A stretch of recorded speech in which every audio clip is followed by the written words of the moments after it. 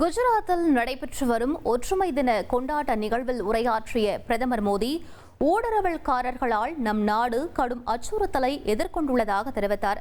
மேலும் விவரங்களை எமது செய்தியாளர் ரமேஷ் வழங்க கேட்கலாம். ரமேஷ், பிரதமர் தெரிவித்தது என்ன? முழு விவரங்களை பதிவு பண்ணுங்க.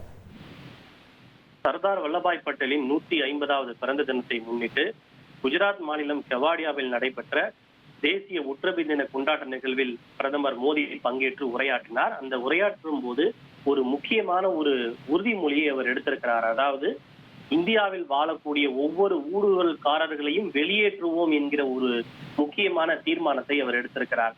ஏனென்றால் ஊடுருவல்காரர்களால் நமது நாட்டினுடைய ஒற்றுமை மட்டுமின்றி தேச பாதுகாப்பும் அச்சுறுத்தலை எதிர்கொண்டிருப்பதாக மிக முக்கியமான குற்றச்சாட்டு ஒன்றை பிரதமர் மோடி முன்வைத்திருக்கிறார்.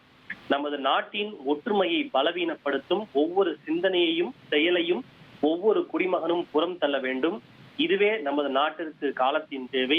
இது இரும்பு மனிதர் சர்தார் பட்டேலின் இந்தியா எனவும் இது ஒருபோதும் அதன் பாதுகாப்பிலோ அல்லது சுயமரியாதையிலோ சமரசம் செய்து கொள்ளாது என குறிப்பிட்டுள்ளார். நாடு காலனித்துவ மனநிலையின் ஒவ்வொரு தடயத்தையும் அகற்றி வருவதாகவும், ஆனால் ஊடுருவல்காரர்களின் காரணமாக தேச பாதுகாப்பு அச்சுறுத்தலுக்கு ஆளாகி இருப்பதாக குறிப்பிட்டிருக்கிறார்.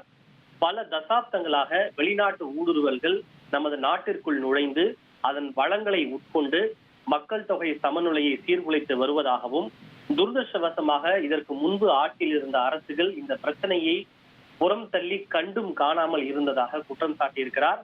வாக்கு வங்கி அரசியலை பின்தொடர்வதில் அவர்கள் வேண்டுமென்றே தேச பாதுகாப்பை எதிர்க்கட்சிகள் சமரசத்திற்கு உட்படுத்தியதாகவும், இந்த பிரச்சனையை எதிர்கொள்ள முதன்முறையாக ஒருமைப்பாட்டை பாதுகாக்க தேசிய டெமோகிராபி மிஷன் என்கிற ஒரு முக்கியமான திட்டத்தை செங்கோட்டையில் இருந்து தான் அறிவித்ததை பிரதமர் மோடி சுட்டிக்காட்டினார். ஊடுருவல்காரர்களின் உரிமைகளை பெறுவதற்காக ஒரு அரசியல் போரை எதிர்க்கட்சிகள் நடத்துவதாகவும், ஆனால் இந்தியாவில் வசிக்கும் ஒவ்வொரு ஊடுருவல்காரர்களையும் அகற்றுவதே எங்களது உறுதிப்பாடு என பிரதமர் மோடி குறிப்பிட்டிருக்கிறார். விவரங்களுக்கு நன்றி ரமேஷ்.